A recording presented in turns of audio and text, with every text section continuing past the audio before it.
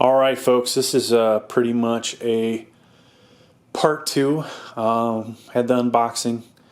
This is the DeepCool Matrexx 55. I got a heck of a deal on this thing. It makes me want to send back just about every case I've ever bought to review for this channel. It was only $35 plus like $3.99 to ship, something like that. And then on top of that, I got eBay bucks, so it was like I got 10% on those, so I really got the thing for $31.50 plus shipping. And this is so much better than the other cheap cases I've been buying for the channel. As you know, this channel, we can't afford a whole lot on the channel, so I have to buy some of the cheaper products to review, and that's just the way that goes. But this one, fell into our zone, and I am glad I purchased it. Is now basically going to become my flagship, we'll call it, flagship gaming rig. I gotta get that easy to get fingerprints on here. So this is more of a review. We'll talk about that. So obviously that glass there, easy to get fingerprints on. The side piece right there, very easy to get fingerprints on it. So let's talk about the front. I wish there were two USB 3.0 Gen 1s. Whether there were two of those and two of these, but mainly I've been happier if there were two and one of those, but that's the way that goes. You got your power button. This controls your light show as related to the case itself, and there's your reset switch. You've got headphone jack, mic jack there. Now to get this thing off, good luck finding good guidance out there. It's kind of a hassle, but the best thing I found to do is put this on its side, let this sit about basically at least this distance off, so if you're putting it on the counter it would stick that far out, and then you're going to basically pull here gently though. You don't want to go too crazy, and then it'll eventually pop off. You got to be careful. Probably a good idea to have a second set of hands there, because you do not want this thing to fall and rip out all your wires and cables and do some serious damage. Now, I didn't have a chance to look back at the box, and now that I look at it, I have not plugged this in yet. I just installed the fans, and I think you probably need 140 millimeter fans instead of 120. That way it is perfectly centered. You see, it appears we might be off a little to the right, so something to learn from me. One thing that I mentioned in the unboxing, I thought this thing was permanently fixed, but it's magnetized, which is nice. Most of the cheap cases in the, we'll call it 35 and under, don't have that. They've got those cheap screens that fall off, and not such a good thing. Lots of room in this case on the side to hide those wires, which is nice. I don't necessarily like the way this sits. I think that looks a little ugly, and it eventually will get damaged and bent the more you take it off. So now my filter here, one of these is coming off. I'll have to, when I pop it off the next time, figure out, what can I do to get that thing on there so it's flush up against the grill. Alright, so on the inside, we've got some work to do with the wiring and the cables. This one, this was a new model for me, and trying to figure out how to do a few things here has been interesting. I think, I try not to watch other people's videos, and this is one case where I might go back and watch some other folks' videos. If you happen to be watching this and you're like going, well, that was really jacked up how you did something, go ahead and mention that, not only are you educating me, but you're educating the other people that may view this video. And, please do it in a respectful manner, though. Otherwise, I'll delete it. But, we always love comments here, so. All right, so I said this is my flagship. Obviously, that is not one of my good CPU coolers in there. Eventually, right now I think it's got an i3 9100 in it, and we are going to replace that either with an i7 9700K, i9 9900K, or an i9 9900KF. Getting real close to pulling the trigger to get something a little beefier, because I think it's about time, folks. That or it's going to go on the other computer that I do my Autodesk 3ds animation and my Inventor stuff. That hopefully you guys like some of the intro graphics I do. Takes a little time to do that. Sometimes I think maybe I should put more time into the actual video than the graphics, but you know, that stuff's fun to me. So, all right. So getting back to it, in the case, you know, mentioned the CPU cooler is the Intel fan that comes standard with those things. Nothing great. I had a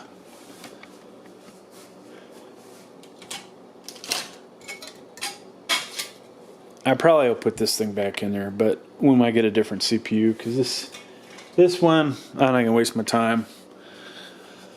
Now this does, I think this case did have a lot of access from the other side, so I could replace it as it sits, which won't be the easiest thing, doing it this way, but it won't be impossible either, so that part's good. Now for graphics card in here, I've got the MSI RX Vega 56 by AMD, and this is a pretty good graphics card. I think it's somewhere around a GTX 1070. Some scoring was higher, some scoring was lower, so we'll just say basically it's kind of in that ballpark. I wouldn't say it's better, I wouldn't say it's worse. Alright, so beyond that, what else we got? What else?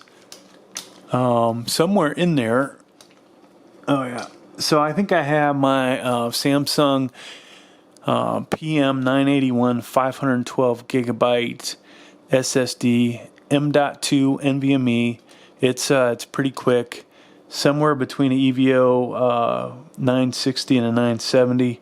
I don't think it's quite as good as the EVO 970. Some of them are pretty darn close, but I had some benchmarks that weren't that great.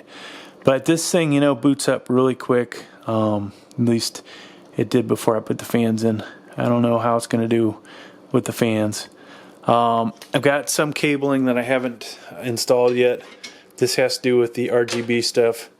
So we will do that eventually.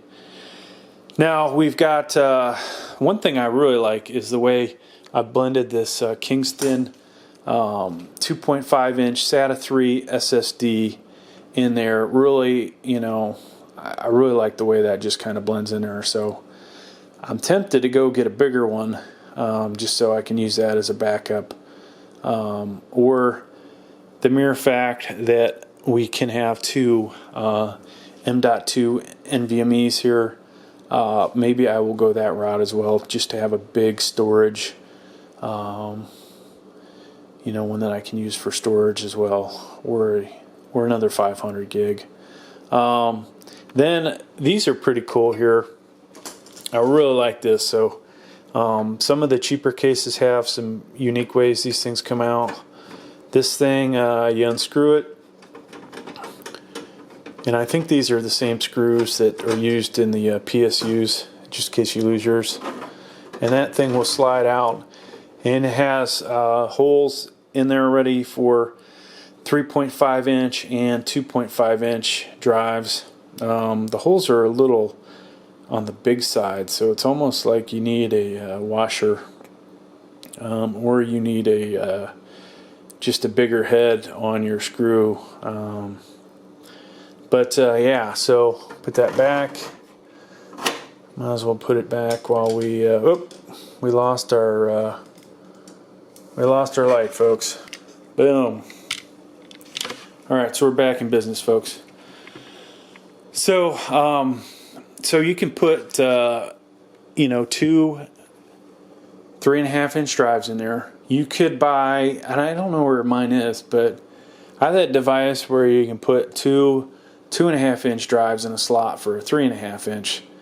And that really makes this look sharp because you can obviously hide those wires, pop them through the case, up and around, and actually they're sitting right here. So you would go through here and then up and around and through that hole and plugged in somewhere in the back, you know, using a cable tie to shorten the length up. Now this one here, obviously I got some work to do. That one, you know, I probably need to pull one of the Dell SATA cables that are super short and use that one if I can find one that's black. I think they're going to be colored though, so like blue or orange, so it might not work. But yeah, overall, awesome case, folks. Really happy with it. Let's go ahead and put the let's plug this thing in. I don't have a monitor hooked up to it out here, but we're going to plug it in, do a little light show.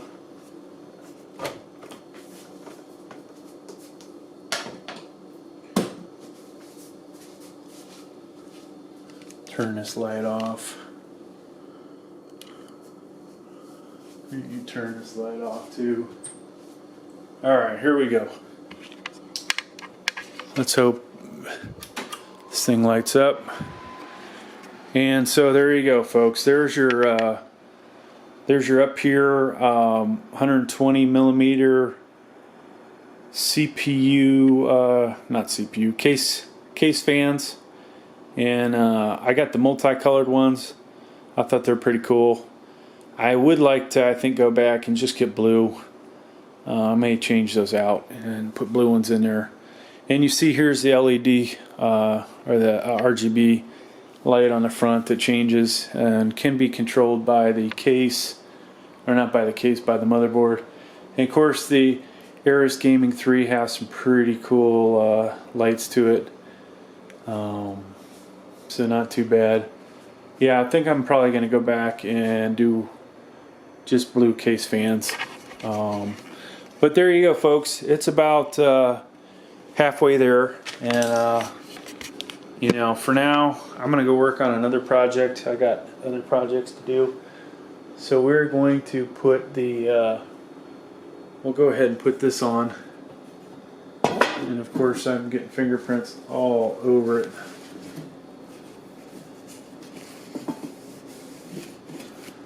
So we don't want him get his fingerprints on the inside, which I just put another one on there, but I'll eventually be smart and get some gloves and put this back on. But just so you can see it,